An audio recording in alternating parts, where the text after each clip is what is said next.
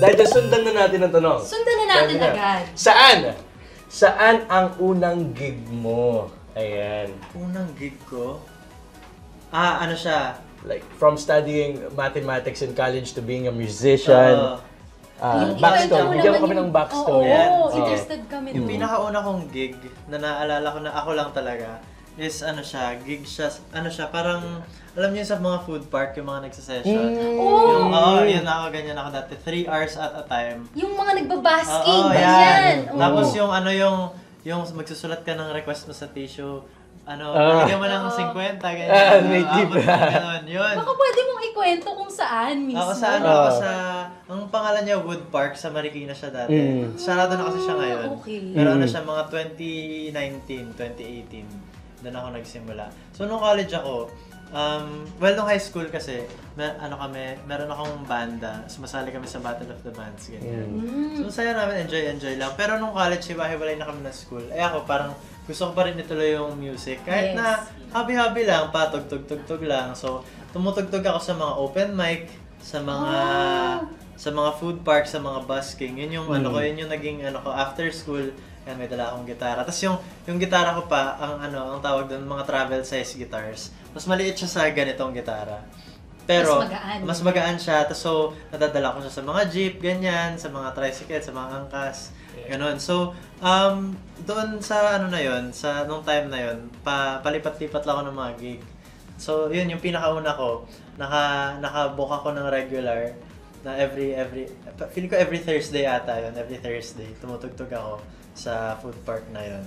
Ang saya niyang experience. Kahit na, alam mo yun, hindi ka naman, kung gusto mo kumita, hindi yun yung masyadong, alam mo yun, pero you just love to do it. So, hindi masyadong importante yung pera at that point. Happy ka na magawa mo kasi passion mo. Yes, imagine from food park na yun, nagtatop ng cash. Totoo, di ba? The humble Kasi if you beginnings. keep doing what you love, di ba? Mamaya ibibigay din sa'yo ni Lord yung tama mong time. Step by the step. Yes, step by the step.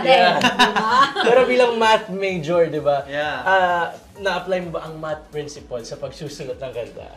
Feeling ko, Grabe yung tanong na yun, ha? Sige. feeling ko, hindi yung mismo math principles, but the discipline of studying math. Wow. Yun yung parang na-apply ko dito sa music ko. Kasi gusto ko rin, hindi siya yung typical day job na, okay, alas 8 pasok ako ng trabaho, alas 5 uwi na ako. Parang wala kang set schedule kapag ka nasa entertainment industry ka, diba? So, gusto ko lang na nadidisiplina ko yung sarili ko, na nakuha ko nga sa pag-aral ng math. So, disiplina, meron akong time for writing songs, time for exercising, time for chores, ganyan. So, para nakaplansya pa rin yung araw ko kahit paano na magulo ang schedule ng entertainment industry. The discipline of staying consistent, having your own schedule, yung mga systems ba, di ba yung sinasabi? Sa disiplina natin talaga makukuha. Tsaka talagang, you really get to achieve something with a system.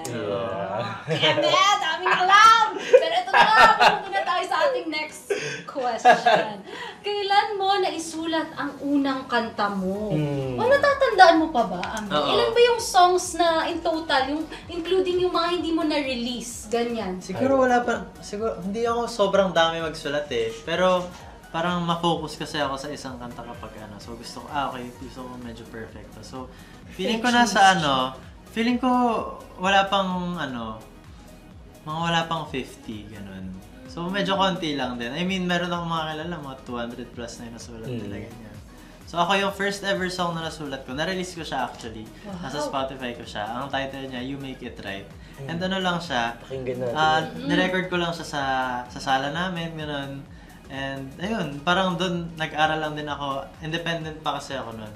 So wala pa ako record label. Inaaral ko kung paano ba mag-release ng kanta sa Spotify, ganyan. Paano ko ba siya ipapadistribute, yung nasa lahat na siya ng streaming platforms. Grabe na aral mo. Kasi ang maganda nun, noong 2020, nung start talaga ng pandemic. So, yun yung time na wala akong school, wala talaga akong ginagawa. So, might as well, at least nagamit ko siya into yung productive. Yes. Productive naman Actually, yung ang daming nabagong buhay ng pala. Diba? Yeah. nagawa na coffee. Yeah, mga pivoting moment ang nangyari yan sa pandemic. Totoo Oo, yan. diba? At dahil dyan, Amiel, syempre, hindi ka makakalagpas. Magpapasample ka ng iyong first song. Ayan, sige. Sige, Talagang pakinggan sinulit natin namin yan. ang Oo, pagbisita gusto ni ko Amiel. So ito, bigyan ko na ng context tong song na to. So itong kanta na to, parang nilagyan ko siya ng maraming mga cheesy lines. Kasi parang ang mismong message na inaano ko dito, di bali lang mag-cringe ang ibang tao, basta tayong dalawa, nag-iintindihan tayo at nagmamahal. Di ba? Ganun. So ito Love sample talaga, ng no? isang line. Okay. Okay, game. If I were a bird, you'd be the wings you make me fly. If I were a boat, then you'd be the sea, you'd keep me afloat. If I were the sky, you'd be the moon, the stars shining bright. Yun. Grabe naman! So, mga ganun, mga ganun lang. Puro siya mga ganun Parang lang. kailangan din Diba, mag-top sa guys? chart nito eh. Ay, yun, baka naman, no? Parang siya Never mga too late. pick-up lines na social. Baka, diba? Parang Diba? yan, no? Ang deep. Para siyang pick-up line na so deep and put Ah. into a song. Salamat. Ang ganda, napakaganda.